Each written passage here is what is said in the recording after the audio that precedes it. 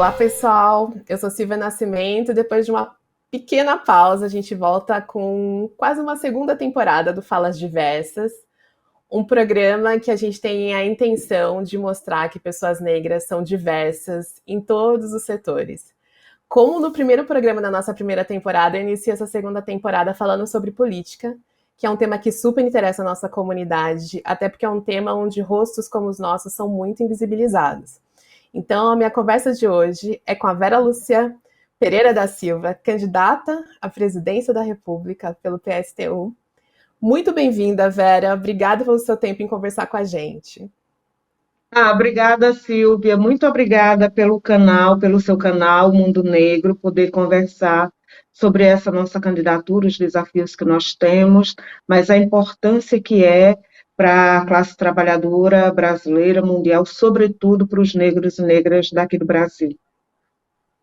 Muito legal. Eu sempre gosto de começar a entrevista conhecendo a pessoa, porque já li muitas entrevistas suas, participações em programas de TV, mas às vezes tem alguma coisa sua que você gostaria que as pessoas soubessem ao seu respeito, mas você nunca tem a oportunidade de falar.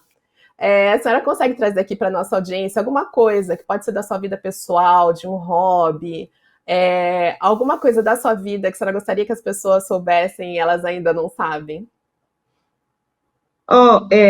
Para além de eu ser. Todo mundo acha que pelo fato de eu ser socialista, revolucionária, eu estou sempre brigando, né?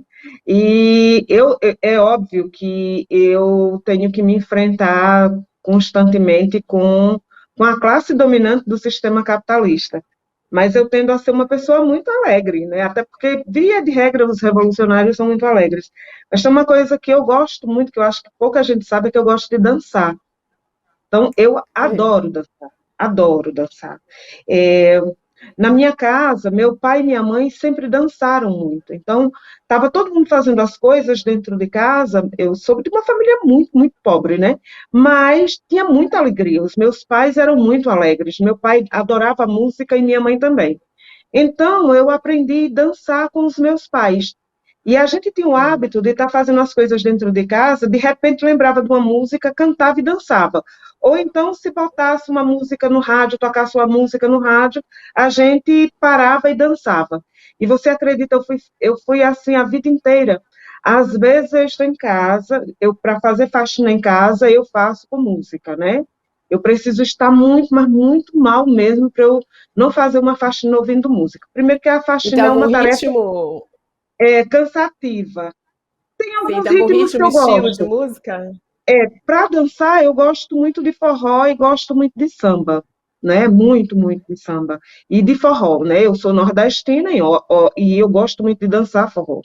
Amo dançar forró. Forró, principalmente os forrós mais pé de serra, essa coisa mais clássica do Luiz Gonzaga, Flávio José, Dominguinhos e tal.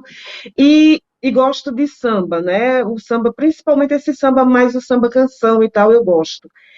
E de ouvir música, eu gosto das mais variadas, porque eu adoro cantoria, por exemplo, Xangai, Elomar, Almi Sater, eu amo. Aí também gosto de Zé Ramalho, Zé Cabaleiro e por aí vai, né?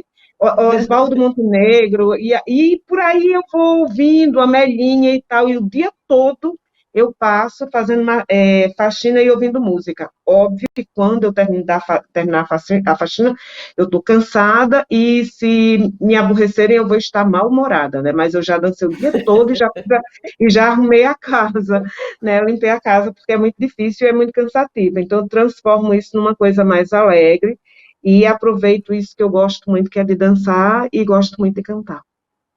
Muito legal, isso é uma informação legal. Música é arte, né? E arte faz bem para a alma, né? Não Com importa o que a gente certeza. esteja fazendo. Uma questão que surgiu bastante, principalmente depois do último debate, é a respeito das mulheres, da participação das mulheres na política, né? A candidata Simone Tebet, ela fala muito dessa questão do feminismo, de inclusão de mulheres, mas a gente sabe que ela tem um perfil de mulheres que ainda tem mais privilégios do que mulheres com perfil como o meu e o seu, né? Quais são as maiores dificuldades que as mulheres negras encontram hoje na questão de política? É a questão da invisibilidade? É a questão do machismo? Mulheres negras são levadas a sério quando elas querem falar sobre política? Então, a dificuldade que nós temos da participação política tem a ver com o fato de que a política no Brasil ela é controlada pelo poder econômico. E os negros e negras da classe trabalhadora estão à margem disso, estão à margem disso, desse poder. Nós somos, muito embora nós sejamos responsáveis pela produção da riqueza desse país, desde que chegamos aqui na condição de escravizados, e hoje continuamos fazendo isso, a decisão que é tomada em nosso nome, sobre nossas vidas, mas nós não decidimos isso. Né? E tanto é assim, nas eleições isso fica mais evidente. Por exemplo, nessas eleições nós temos partidos que são próprios da classe trabalhadora, que eu tenha acordo ou não, mas que são candidaturas da classe trabalhadora. Esses partidos, eles estão à margem. Sim. Desses partidos, inclusive, o PSTU não é o mais antigo, mas é o que conseguiu minimamente pontuar nessas eleições, e mesmo assim, nós não somos convidados para os debates, para as sabatinas mais importantes, nos grandes veículos de comunicação de massa. Essa é uma forma de discriminar as nossas organizações e de não levar em consideração a realidade que nós vivemos e nem o projeto que nós estamos apresentando nessas eleições. Porque, por exemplo, nós do PSTU e do Polo Socialista Revolucionário temos um projeto que responde a realidades que são nossas, da classe trabalhadora, que é majoritariamente negra, feminina, as LGBTs, ou seja, dos setores indígenas, dos setores oprimidos da classe trabalhadora. Tebet, por exemplo, teve uma entrevista que ela disse, não é que ela não sabia, mas, inclusive, desconsiderando a existência, que é uma forma de você discriminar, é você simplesmente ignorar a nossa existência. Quando ela saiu na sua pré-candidatura, numa entrevista, ela chegou a dizer na Globo, inclusive, num podcast também com Renata Luprete, de que ela era a primeira candidatura 100% feminina, e foi preciso ser corrigida. Disse, não é verdade. Vera, do PSTU, é candidata, né, e inclusive a minha candidatura veio bem antes da dela, o lançamento da minha pré-candidatura, a minha candidatura foi bem antes da dela, e é 100% negra e é 100%, e indígena, entendeu? E nós já tivemos uma candidatura 100% negra na eleição passada, que foi Hertes e eu. São 2 nordestinos, 2 trabalhadores, 2 negros, pobres, que vivem do salário, que têm dificuldade para sobreviver nessa sociedade, que tem que matar todo dia um leão para continuar existindo, que somos vítimas de todo tipo de preconceito, e nós não somos levados em consideração. Existe esse apagamento mesmo de histórias, né? Então, quando Existe. eu vou marcar essa entrevista, né? Se o assessor fala da sua agenda, é como se a sua vida não existisse, né? Quando as pessoas vão para as câmeras e falam que não existem essas candidaturas, né? E a agenda da senhora, eu sei que é uma agenda lotada, cheia de compromissos, né? E de Exatamente. resistência, né? Então, a gente não pode Exato. falar que essas histórias não existem. Voltando ainda à questão racial, a gente teve a questão do ACM Neto, né, que se declarou pardo, e uma tendência que a gente vê crescente de pessoas que até então não se declaravam a nada e agora surgem se declarando negros e pardos, provavelmente de olho no fundo partidário, né? Eu queria saber a opinião da senhora a esse respeito, como a senhora vê particularmente em termos do seu partido, como é que funciona essa questão da declaração racial? Ah, sim. Olha, bom, mas só voltando ainda respondendo uma coisa que eu acho que faltou naquela outra, na sua primeira pergunta, Claro. que é o seguinte: naquele debate de homens brancos e de mulheres brancas, de representantes dos grandes empresários, dos grandes partidos, ou diretamente empresários, né, e pertencentes a grandes partidos, mesmo a gente sendo maioria da classe trabalhadora, tanto a questão racial não foi sequer tocada. E todos os problemas que afligem a classe trabalhadora brasileira, ela sobressai, ela recai principalmente sobre as nossas vidas, das mulheres negras, da juventude negra, dos homens negros, dos filhos das mulheres negras. E isso é assim, a questão do desemprego, da moradia, da falta de saneamento, de creche, dos piores salários, tudo que afeta a vida da classe trabalhadora, ela afeta principalmente de forma muito mais profunda os negros e indígenas, e nós estivemos fora daquele debate em todos os sentidos.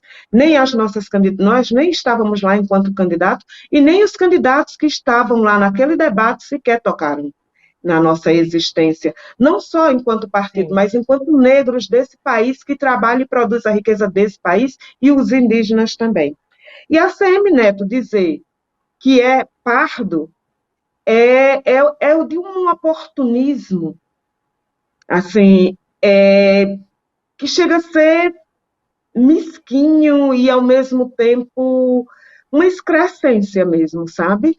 Porque os pardo foi o nome que foi dado aos indígenas, logo que chegaram os colonizadores aqui, e depois foi de transformar os negros para esconder que esse país ele era majoritariamente negro, né, porque boa parte dos indígenas, inclusive, tinham sido dizimados aqui nesse país, né, e a maior população naquele período era negro, e para esconder, né, a negritude desse país, inventaram a história, toda essa classificação entre o moreno, o pardo, que era aquela cor, era aquela definição que era dada no registro de nascimento, né, quando a gente nasce. E é bem provável, é possível até que ele tenha isso no seu registro de nascimento, mas eu tenho certeza que ele não se acha negro e ele nunca viveu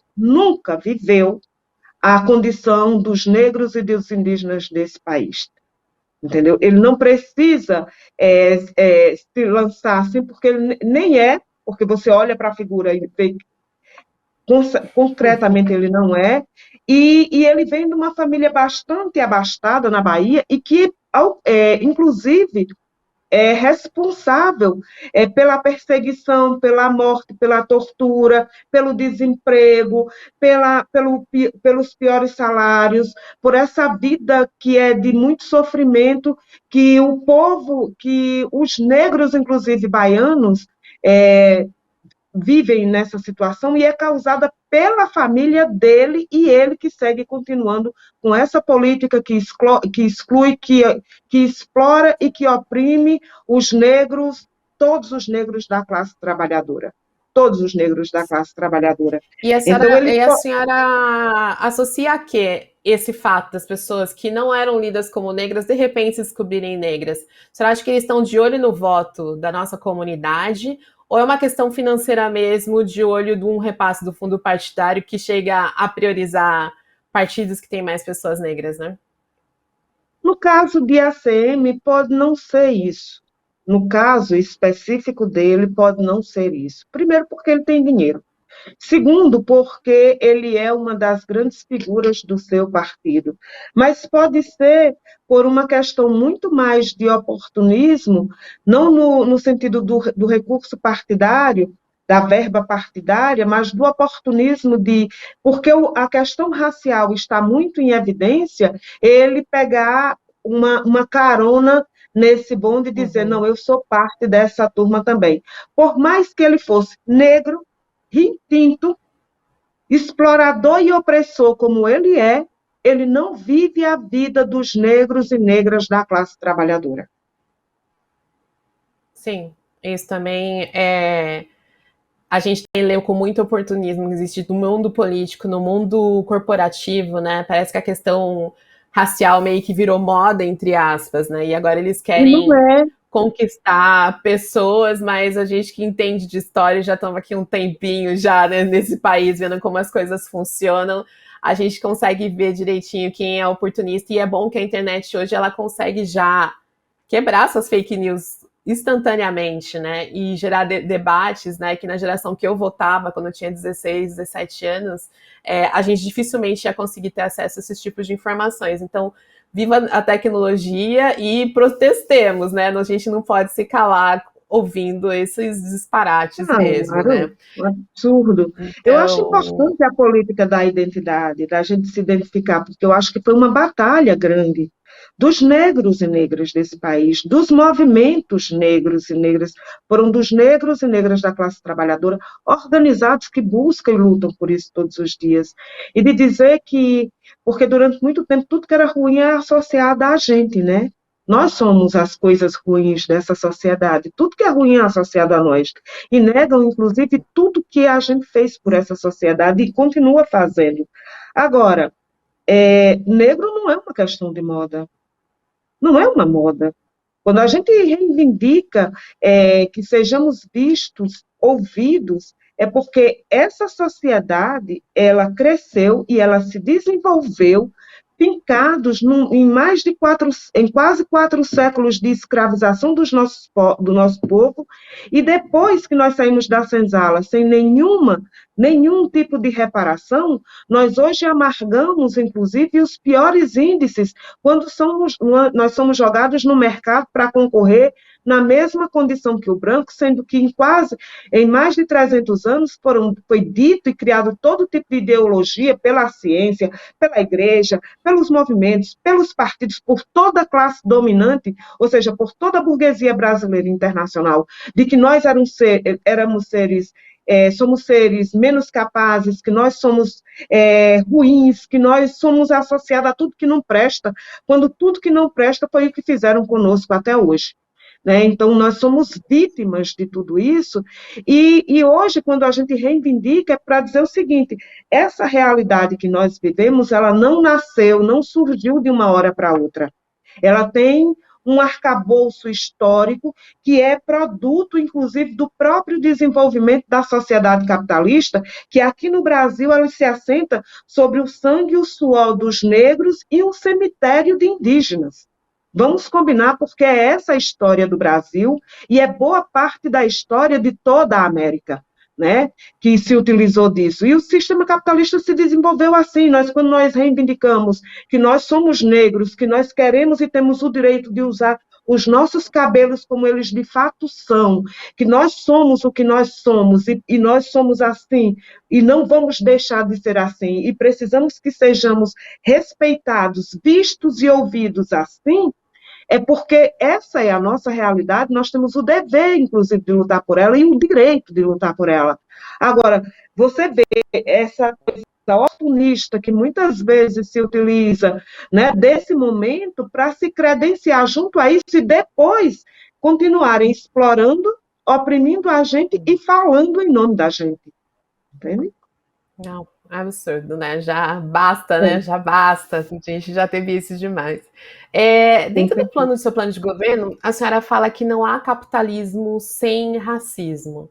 Eu entendo que a senhora esteja falando de uma estrutura econômica que favorece pessoas brancas em detrimento do trabalho de exploração do trabalho de pessoas negras, né?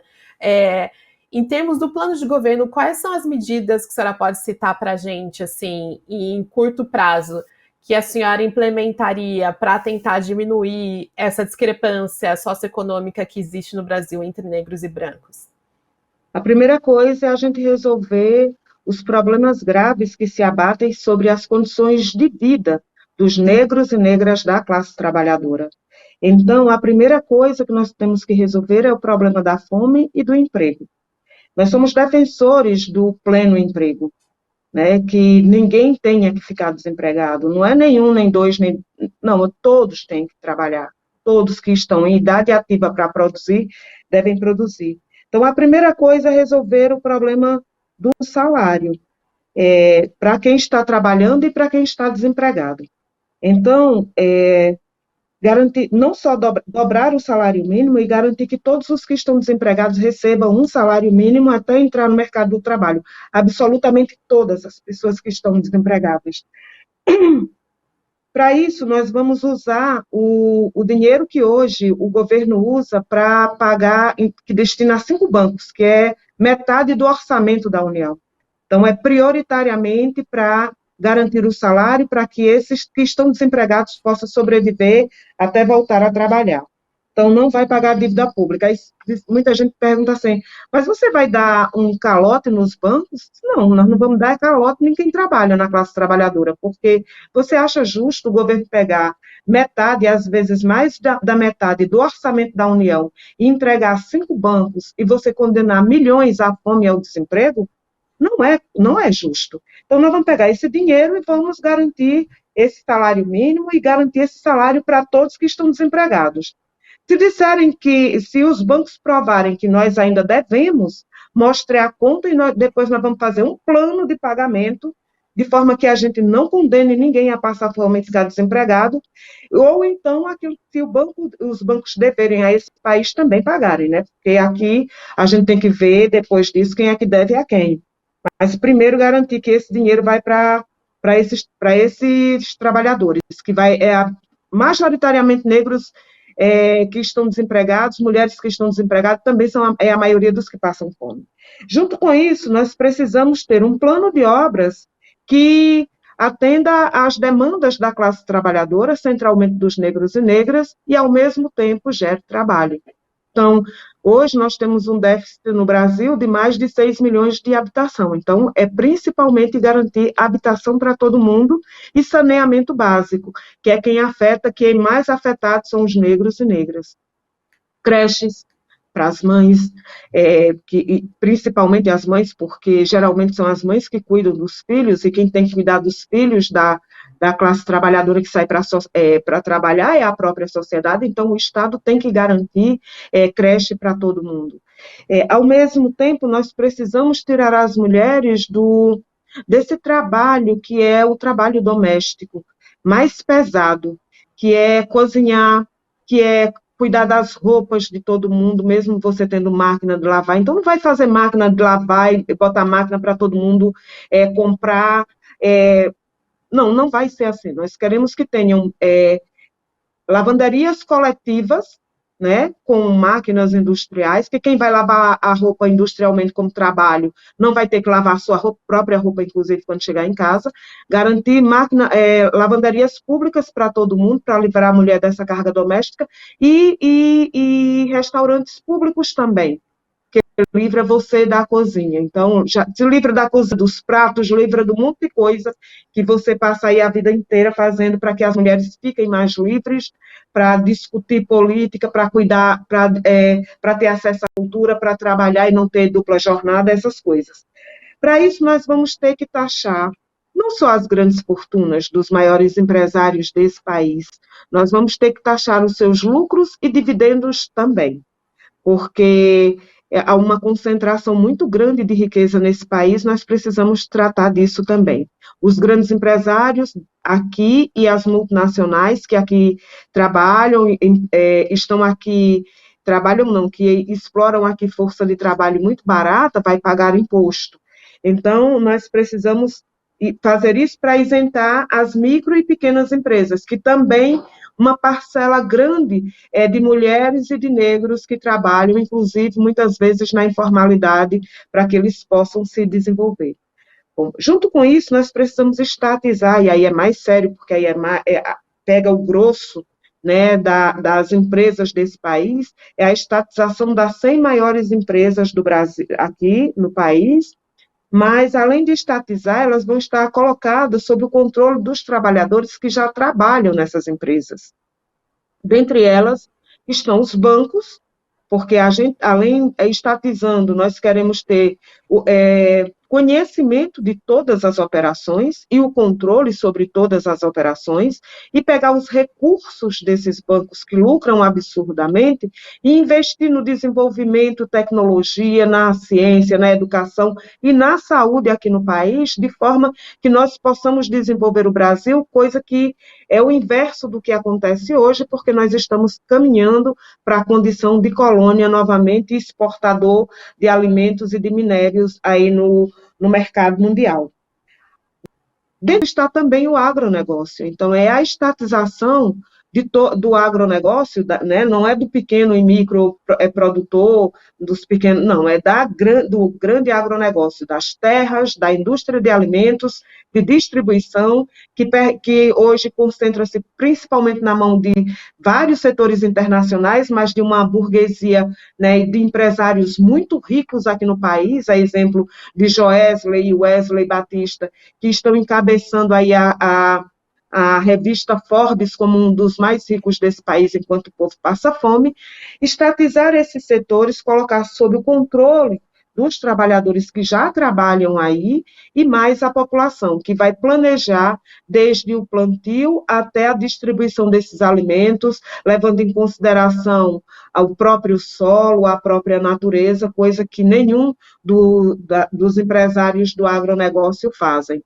Junto com isso também vai estar setores de energia, que é muito importante para o país, a exemplo da Petrobras, que volta a ser 100% estatal, do poço ao posto, então todo o sistema Petrobras, controlado pelos petroleiros que trabalham nela, que vai eleger a sua administração, que vai eleger, que pode tirar a qualquer momento, fazer esse planejamento junto também com a população, consequentemente investir em refinarias, no refino, nos derivados, de forma que a gente possa ter autossuficiência e, ao mesmo tempo, construir novas fontes, investir em novas fontes de energia que não sejam dependentes de energia fóssil, que seja energia limpa. Isso tudo junto com a população. Já existe um estudo hoje. Tem um cachorro aí, igual a mim quando estou lá em casa. Eu tenho 3, Sim, não se tem. preocupe não, Silvia. Eu tenho 3. É, Sim, é a participação especial dos nossos caninos. exatamente. É, o do Spock. Eu Eu acho que ele amo está meus concordando cachorros. pelo tom do latido. Então, além disso, já tem estudo hoje que a Petrobras, se ela sair da paridade de preço de importação, que é outra coisa que nós precisamos resolver imediatamente, porque isso não precisa nem sequer falar com os acionistas da Petrobras, nem com o Congresso Nacional, o governo pode fazer isso mudando o estatuto da Petrobras, assim como o Temer fez, a gente fazer também. Tira o Brasil da paridade de preço de importação e a Petrobras volta a produzir em dólar e vender, a produzir em real e vender em real e pagar em real.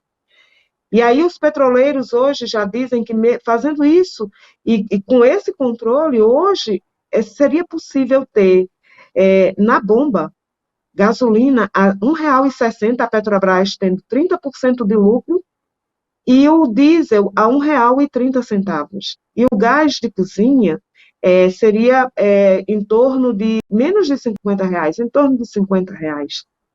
Veja o quanto isso mudaria, né, as condições de vida nesse país. E assim tomar conta novamente dos portos, aeroportos, rodovias, ferrovias, investir no novo modal de transporte nesse país, investir em transporte, construir moradia, porque nós precisamos resolver o problema da habitação e do saneamento básico no Brasil, que é gravíssimo. Você ter mais de 6 milhões de pessoas que não têm onde morar, você num país tão rico, ter pessoas morando na rua, aqueles que estão desempregados e os que estão trabalhando também, porque o que recebe não dá para pagar um aluguel, e aí mesmo trabalhando você tem que escolher, ou compra comida e não paga o aluguel e vai morar na rua, ou você paga o aluguel e mesmo trabalhando passa fome. Então, Sim, e eu essas queria coisas nós aproveitar e perguntar precisamos para a senhora, solucionar. dentro dessa reflexão, desculpa interromper, já interrompendo, do ponto de vista desses planos que a senhora apresenta, a questão da educação também, né? Que ela é muito importante. Sim. A gente está no ano que a gente está Isso. celebrando os 10 anos das cotas, né? Eu queria saber a opinião da senhora realmente a respeito das ações afirmativas e essa questão de reservas de vagas para estudantes negros e funcionários negros, se ela está dentro de alguma proposta realmente dentro do seu plano de governo, né? Porque existe uma grande resistência da sociedade, né? A única coisa que foi feita na história desse país onde pessoas negras tiveram algum tipo de reserva para que facilitasse o seu acesso, né? E isso ainda, nesses 10 anos, Sim. ainda há reflexões de pessoas que têm resistência a isso. É uma coisa que a senhora pensa em manter durante o seu governo? Como a senhora vê essas questões, até no ponto de vista de concursos públicos também, se pessoas negras podem realmente ter essa garantia realmente de reservas de vagas e de cotas, né? Tanto a comunidade negra, né, como também a comunidade quilombola e indígena. Então, as cotas, elas são muito importantes, né? Foi quando os negros mais pobres, filhos da classe trabalhadora, puderam entrar nas universidades, né? Agora, nós também queremos que isso seja por enquanto, porque o que nós queremos é que a gente precisa batalhar para que um dia não se tenha sequer Enem ou qualquer coisa que você tenha que concorrer com outras pessoas para ter acesso ao conhecimento universal. Então, desde a base até a educação pública, nós queremos que isso seja universalizado, desde a creche até a universidade. Então, e por enquanto, é garantir cotas para todo mundo, para todo mundo. Tratar de forma desigual os desiguais, né? Isso é uma coisa fundamental, porque nós somos defensores dessa política, nós batalhamos para ter direito às cotas nesse país, né? E como um paliativo dessa reparação que é mínima, né? Porque cotas é uma coisa mínima diante de uma população tão grande, nós somos maioria nesse país, entende? E agora, nós queremos que todos os recursos públicos vá para a iniciativa, para a universidade pública, para a escola pública, para tudo que é público. E somos defensores de que as universidades particulares e faculdades paguem impostos à universidade para o governo, para que esses recursos sejam destinados à educação pública, para que a gente possa ampliar as universidades, criar novas vagas, investir em pesquisas, garantir residência, tudo que nós precisamos assegurar para a nossa juventude.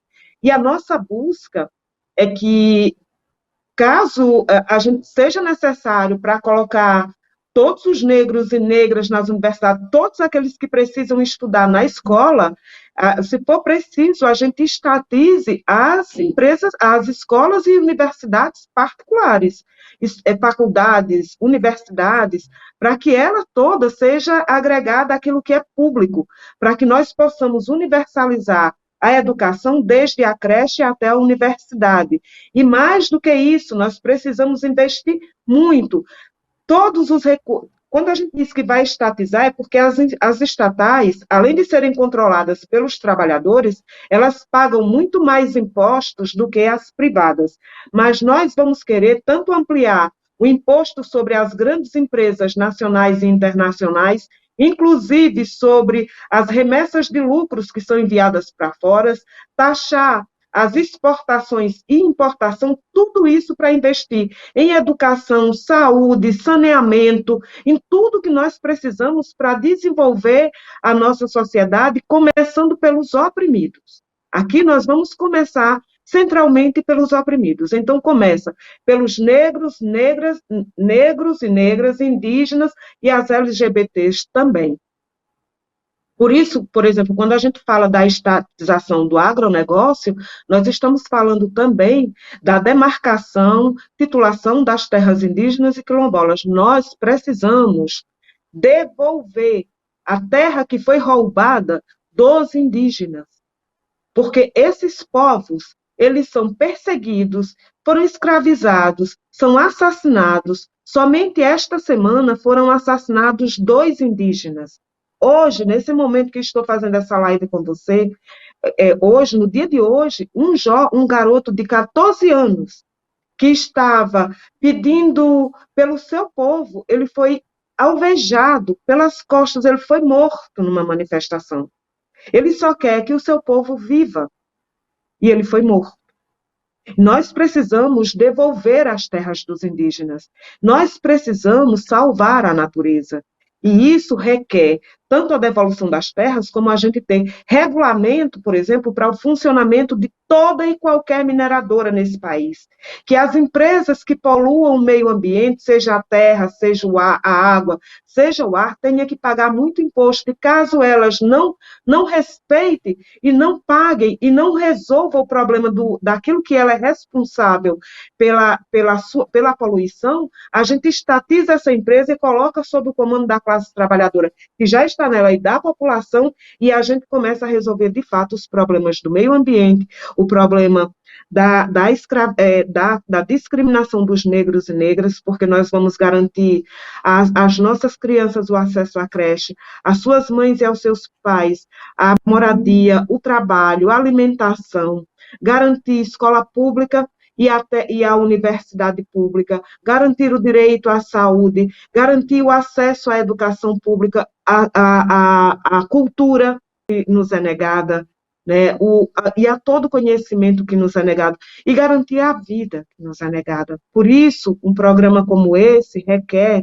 também o conjunto da classe trabalhadora organizada, negros e negras, homens e mulheres, os brancos da classe trabalhadora também, que apoiam, que defendem os negros, e precisamos de buscar também essa unidade com aqueles que defendem os negros da classe trabalhadora, que é da nossa classe também, que precisam lutar por isso para que possamos sermos mais fortes, mas ao mesmo tempo nós precisamos estar organizados para garantir a aplicação desse projeto, porque esse projeto interessa aos negros e indígenas da classe trabalhadora, mas nós vamos ter que nos confrontar diretamente com os interesses essas 100 maiores empresas representam aqueles senhores que controlam mais de 50% de toda a riqueza desse país. E que nós precisamos desconcentrar isso e resolver problemas graves que afligem a vida da classe trabalhadora em todos os aspectos: o trabalho, a alimentação, a educação, saúde, saneamento, creche e acesso ao conhecimento, e garantia de que a juventude negra desse país, ela vai para a escola, e ela não vai cair no braço do crime, ela tem futuro na sua vida, as mães podem sair descansadas porque seus filhos vão ficar seguros, porque seus filhos vão para a escola, porque a nossa juventude vai poder estudar e ela vai poder depois produzir, ela vai ter acesso a essa cultura e ao conhecimento e a coisas básicas que é comida e trabalho, que nessa sociedade nos é negada. Então, nós, ao mesmo tempo em que vamos construindo isso, nós vamos pavimentando o caminho também para superar o próprio sistema capitalista, que é responsável pela nossa escravização e continua sendo responsável por nos matar de fome, de doenças e de bala também, porque a nossa juventude está sendo exterminada por esse sistema social. Não, sem dúvida, sem dúvida. É muito trabalho pela frente. E para finalizar, eu gostaria de escutar da senhora, como mulher negra que pensa a política, que pensa a estratégia, né? Nós, mulheres negras, né? Eu no ramo da comunicação, a senhora na política, temos mulheres na educação, na cultura, mulheres negras, que a gente faz parte de um grupo oprimido e a gente luta para ter espaço e visibilidade numa sociedade que é racista. O que motiva a senhora, na questão do ponto de vista da saúde mental, qual a palavra, o conselho que a senhora deixaria para mulheres como nós, né, que resistimos e acreditamos no futuro de um país melhor, mesmo esse país não gostando de pessoas como a gente? Qual que é o segredo para não desistir? O que a senhora daria de conselho para as mulheres que estão ouvindo a gente nesse momento? Não desistir, porque nós necessitamos mudar essa realidade. Se nós não mudarmos, ninguém vai mudar. Porque resolver o problema da fome interessa para nós. Resolver o problema do desemprego é um interesse nosso. Resolver o problema da educação pública, do acesso à creche, a universalização da educação pública e de qualidade é um interesse nosso. A saúde idem, o acesso à cultura também interessa a nós, porque quem é de classe média alta e é rico nessa sociedade tem direito a tudo, tem acesso a absolutamente tudo. Quem não tem isso é a classe trabalhadora e majoritariamente negra. Então, interessa às negras, aos negros, a gente mudar essa realidade para que nós possamos descansar a carne, para que nós possamos ver os nossos irmãos de classe e de cor tendo acesso ao conhecimento, que não tenha uma vida tão sofrida como a que nós tivemos para chegar até aqui, para que a nossa juventude possa ter futuro, para que nenhuma mãe possa ver uma criança chorando com fome, para que nenhuma mãe negra possa enterrar os seus filhos, para que nenhuma indígena possa enterrar os seus filhos e seus parentes. Nós precisamos dar cabo de construir uma sociedade para nós. Perfeito. Na verdade, agradeço demais. Foi uma honra conversar com pessoas envolvidas em mudar a história desse país de maneira comprometida. E nadando contra a maré, que realmente a gente vive numa sociedade que não quer que pessoas como a gente tenham poder, a senhora resiste. E eu agradeço demais o seu tempo aqui com a gente. Eu encerro aqui mais um Falas Diversas, o primeiro dessa nova temporada, com muito conteúdo, com muita reflexão sobre o que é ser negro num país como o Brasil e realmente das carências que precisam ser supridas. Eu encerro por aqui e espero vocês no próximo programa. Obrigada. Obrigada a vocês todos. Beijo, viu?